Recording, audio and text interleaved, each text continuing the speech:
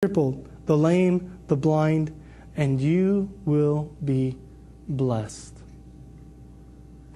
He's talking to the host, and he's trying to teach the host something. And he's trying to teach the host simply this. He says, when you give a party, you can gain something greater by who you give the party for. There is something that you can do to effect your eternity if you'll just take my advice on this. And Jesus continues to say, although they cannot repay you, you will be repaid at the resurrection of the righteous. Okay, so there's this uncomfortable party going on. Jesus has made it really uncomfortable. He's created some tension with him and the other guests. And then he tells the host, he says basically, man, next time you throw a party, don't throw it for these people. They can repay you. Throw it for people that can't repay you.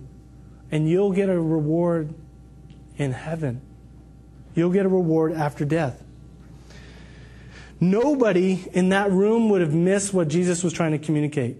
Nobody would have missed it. They knew what he was saying. He was saying simply this: God will repay you for your good work after you are dead. God will repay you for your good work after you are dead. This contradicts what most people believe today. It contradicted what people believed in that day.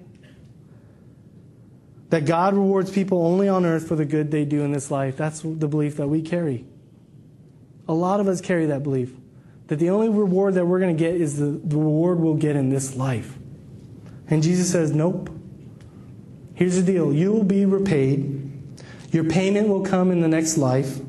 And when you receive it, you will be blessed.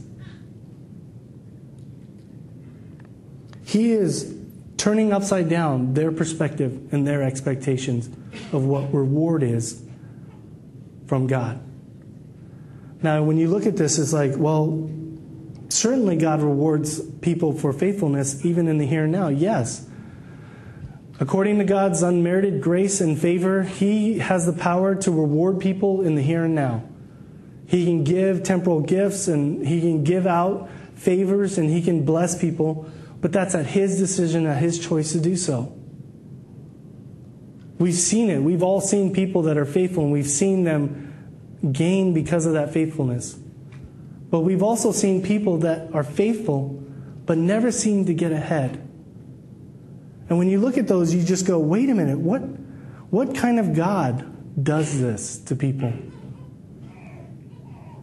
And when Jesus talks about rewards, He basically is saying, when you think about rewards, you need to understand that God's promise for reward always comes after death. There is no promise of the here and now.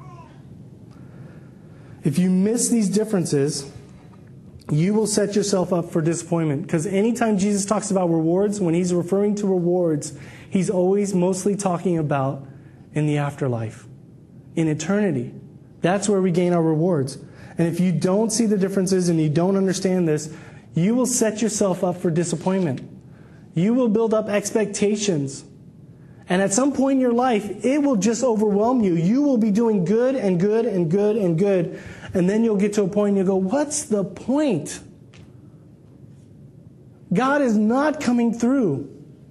God, I've been serving you faithfully for so long. Why is my family still struggling? Financially, health-wise, relationally, why are we still struggling? These are the kinds of questions you will ask if you don't have the right perspective of what God teaches on rewards. He does not promise that work for Him now will always result in gain for Him now. He does not promise that work for Him now will always result in gain from Him now. Let me kind of draw something for you, or kind of point out something. I do this in the first service, and it's really small, so you can't really tell what it is. But I drew a dot. And maybe that dot, that's me. I'll draw another dot, and I'll make it a little bit bigger. And that's you. And this dot represents your life. The cumulative of your life, all 100 years that you're going to live up to. Maybe you'll get past that, but not much farther. I'm just saying it like it is. That's how it is. This is you. And this line that I'm drawing is eternity.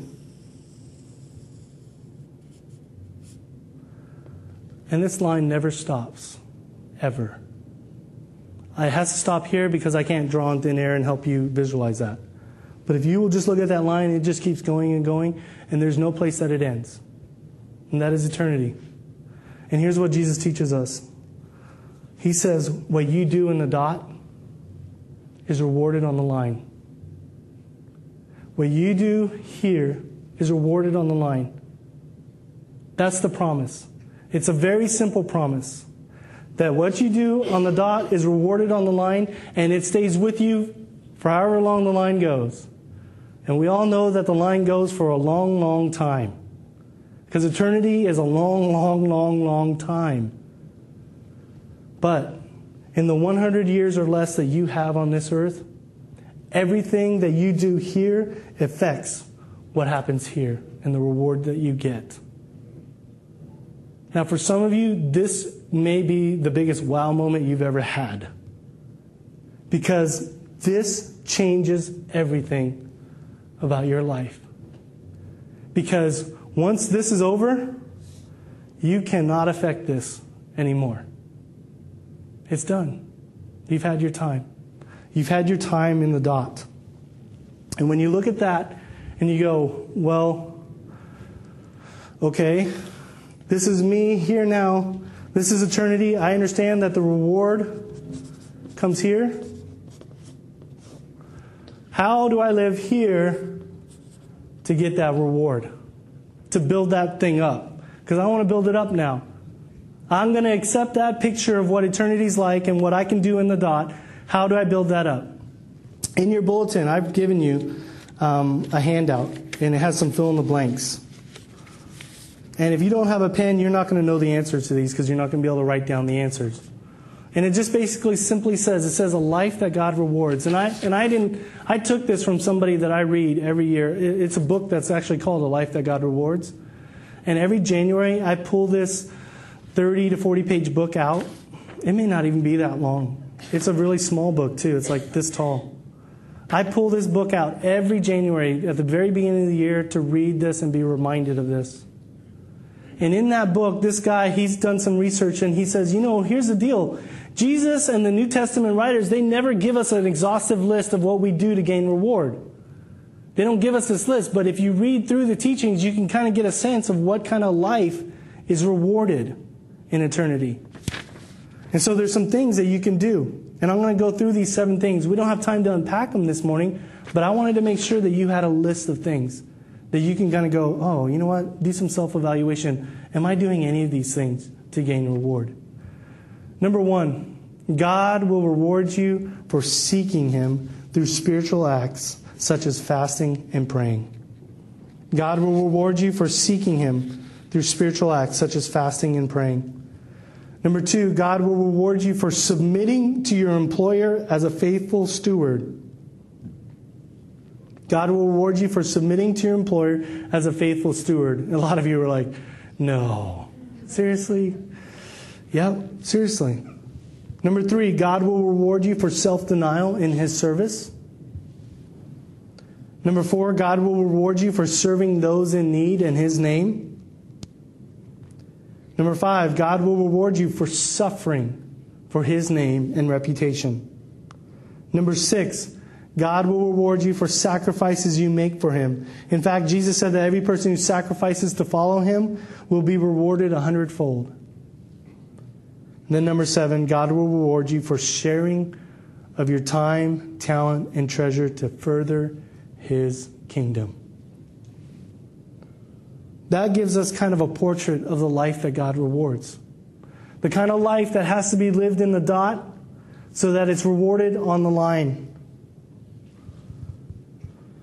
There's another group of people that tried to follow God, and they got really frustrated with following God.